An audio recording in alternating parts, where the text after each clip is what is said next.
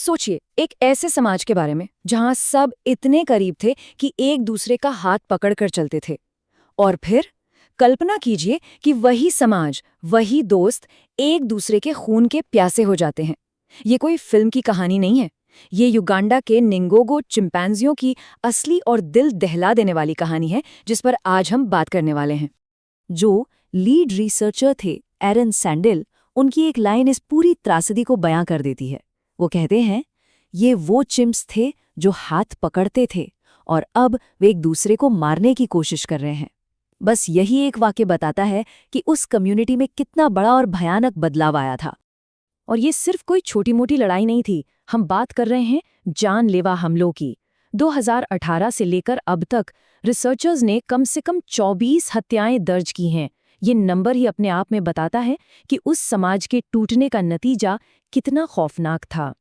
तो सवाल ये है कि आखिर ये सब हुआ कैसे? इस हिंसा को समझने के लिए हमें पहले ये जानना होगा कि आखिर उन्होंने खोया क्या था। तो चलिए थोड़ा समय में पीछे चलते हैं, गुंगो समुदाय के उस सुनहरे दौर में जब वहां सिर्फ शांति थी। तो हमारी कहानी शुरू होती है युगांडा के किबाले नेशनल पार्क से। ये कोई आम जंगल नहीं है। यहीं पर दुनिया का सबसे बड़ा चिंपैंजियों का समूह रहता था, गोगो समुदाय, जिसमें करीब करीब 200 सदस्य थे। और देखिए, करीब 20 साल तक ये इतना बड़ा ग्रुप बड़े आराम से, शांति से रहता था। हाँ, इनके 2 सब ग्रुप्स थे।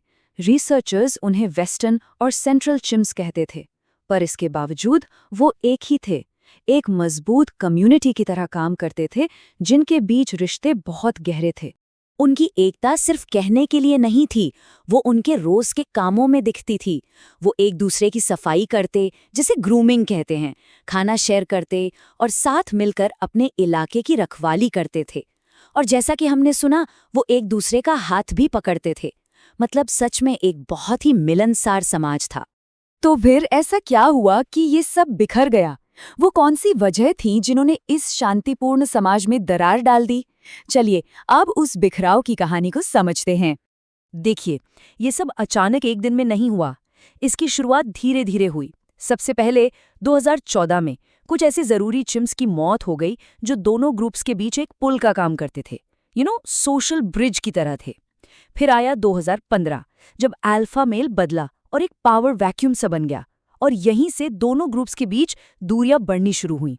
और फिर 2017 में एक बहुत बड़ी महामारी फैली, सांस की बीमारी, जिसमें 25 चिम्प्स मारे गए, और उनमें से एक वो नर भी था जो इन दोनों ग्रुप्स को जोड़ने वाली आखिरी कड़ियों में से एक था।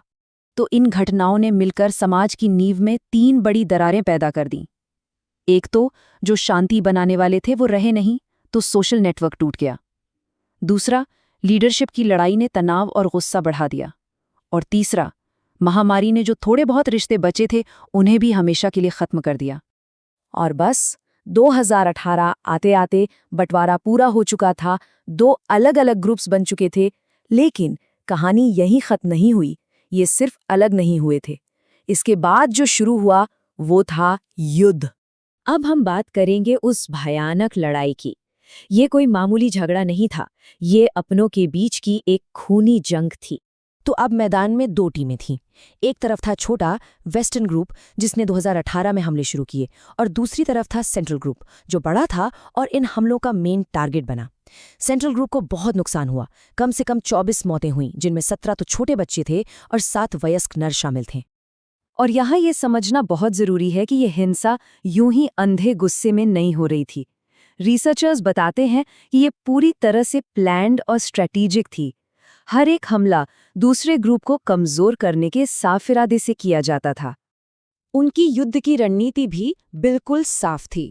पहला, वो अकेले और कमजोर चिम्प्स पर घात लगाकर हमला करते थे।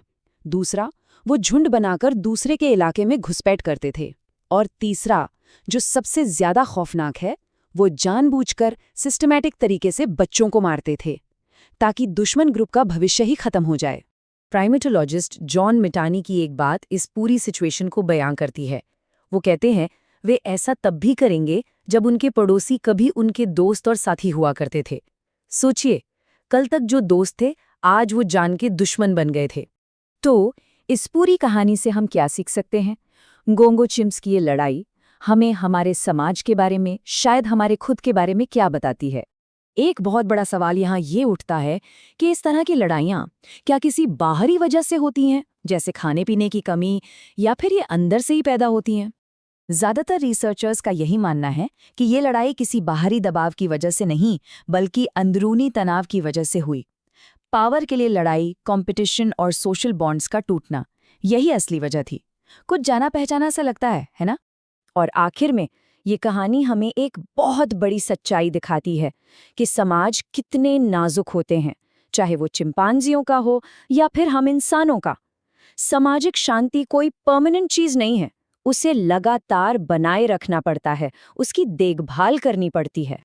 हम इस चर्चा को रिसर्चर जेम्स ब्रुक्स के एक दमदार विचार के साथ खत्म करेंगे।